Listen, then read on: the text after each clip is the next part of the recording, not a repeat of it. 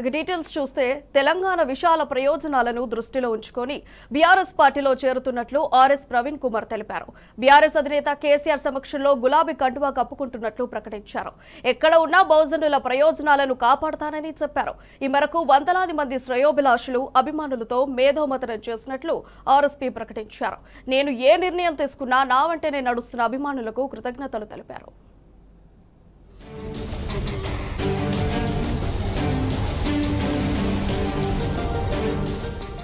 ఢిల్లీ ఎత్తులు చిత్తయ్యాయి. బీజేపీ విరచిత చిత్రం తిరగబడింది.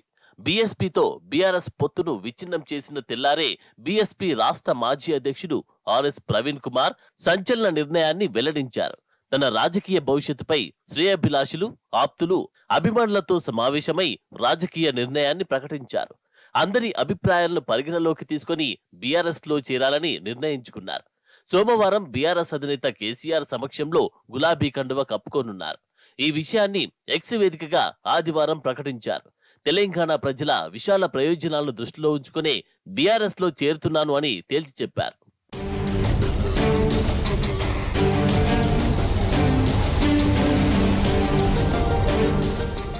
దేశంలో లౌకికత్వాన్ని కాపాడడం కోసం, రాజ్యాంగ రక్షణ కోసం, బహుజనుల అభ్యున్నతి కోసం తాను బీఆర్ఎస్ అధినేత కేసీఆర్ సమక్షంలో పార్టీలో చేరనున్నట్లు తెలిపారు. బహుజన మహనీయుల సిద్ధాంతాన్ని గుండెలో పదిలంగా దాచుకుంటూ వారి కలలను నిజం చేసే దిశగా ప్రయాణిస్తాను అని, తనను ఆశీర్వదించాలని అభిమానులు ప్రజలను కోరారు. ఆర్ఎస్ ప్రవీణ్ కుమార్ బీఆర్ఎస్ లో చేరాలని నిర్ణయించుకోవడం, తన చేరిక నేపథ్యాన్ని వెల్లడించడమంటే ఆయనకు తెలంగాణ ప్రజల విశాల ప్రయోజనాల పట్ల ఆయనకున్న కమిట్మెంట్ కు నిదర్శనమని రాజకీయ వర్గాలు విశ్లేషిస్తున్నాయి.